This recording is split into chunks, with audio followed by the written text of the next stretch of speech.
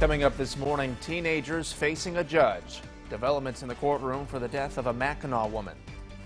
Also, a hand signal saving a woman's life. The advice from a local organization for those suffering abuse.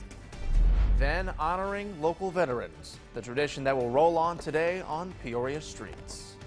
WMBD This Morning starts now. Good morning, everyone. Happy Thursday. It's November 11th. 11/11, make a wish. Now here are the morning headlines to get us started. To begin this morning, remembering a life cut short due to gun violence. That's right. Last night, dozens of family and friends in Peoria holding a candlelight vigil to honor the life of a 15-year-old, Daquan Pruitt, who was killed earlier this week. WMBD's Durante Matthews was at the vigil and shows us how those who knew him best are struggling to say goodbye. The tears of a brother falling as grief sets in. I should have been there for you, but I wasn't, bro.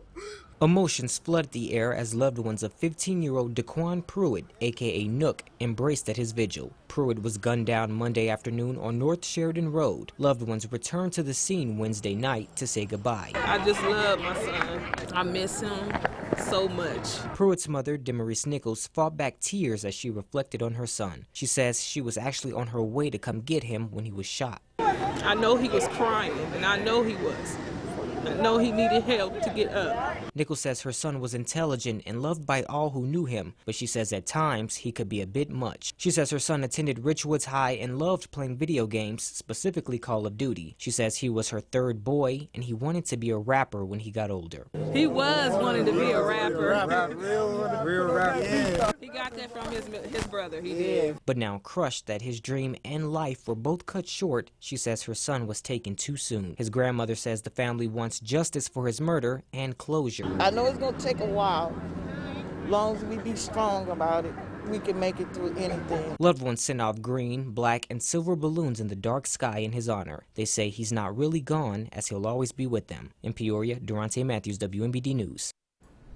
In the courtroom, an arraignment hearing for two men accused of shooting and killing a Manual High School senior, Jerry Snipes Jr. The deadly shooting happened on October 6th near Lynn Street and Corrington Avenue in Peoria. Gary Irby III and Jeremy Moore Jr. have been charged with 2 counts of first-degree murder for their alleged role in the incident. During yesterday's hearing, Irby was also charged for a previous bond violation. Moore's separate charge was for aggravated unlawful use of a weapon. A public defender entered pleas of not guilty for both men. Moore and Irby are expected back in court on January 27th for a scheduling hearing. And also in the courtroom yesterday, 3 of the 4 teenagers accused of killing a Mackinac woman and the attempted murder of her husband in October. They appeared in Tazewell County Court. 19-year-old Sage Raber, 18-year-old Nathaniel Maloney, and 17-year-old Andre Street were supposed to be arraigned yesterday, but it has been delayed. The state says they need more time to review the grand jury evidence. The new arraignment date is November 24th. The teenagers are expected to be charged with first-degree murder. To be charged with first-degree murder of 52-year-old Rebecca Bolin and the attempted murder of 51-year-old Douglas Bolin. There is also a juvenile girl who is facing similar charges, but her charges are being processed through the juvenile court system.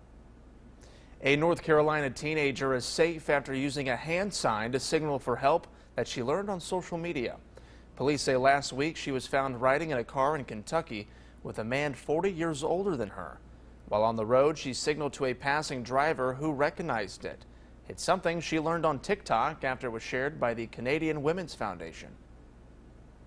And here at home, leaders at the Center for Prevention of Abuse in Peoria are thankful the young woman is safe. The CEO, Carol Myrna, says though the signal worked for her, it might not work in all cases of abuse. Myrna encourages people to look for signs of abuse in family, friends, and colleagues. She says at the center they offer free and confidential resources and create safety plans for survivors too.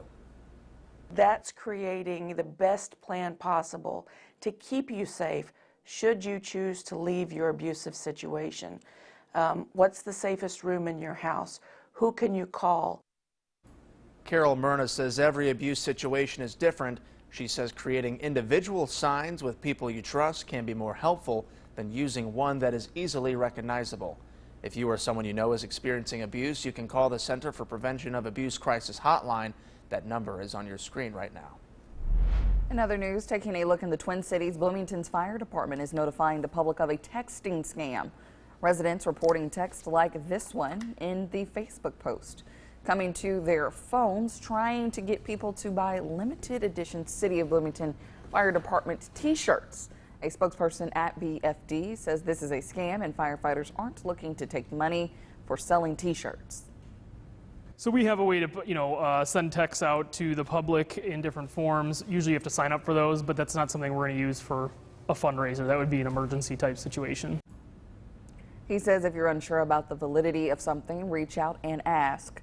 Departments in Iowa and Florida are also being affected by the scam. If you get one, you're asked to report it as spam and delete the message. We're looking ahead to the day honoring our heroes. American Legion Post 2 is hosting a Veterans Day parade today in Peoria. It starts at 10 a.m. at the Central Firehouse. It will end at the Peoria County Courthouse, where there will be 3 bands and a celebration with a retiring general.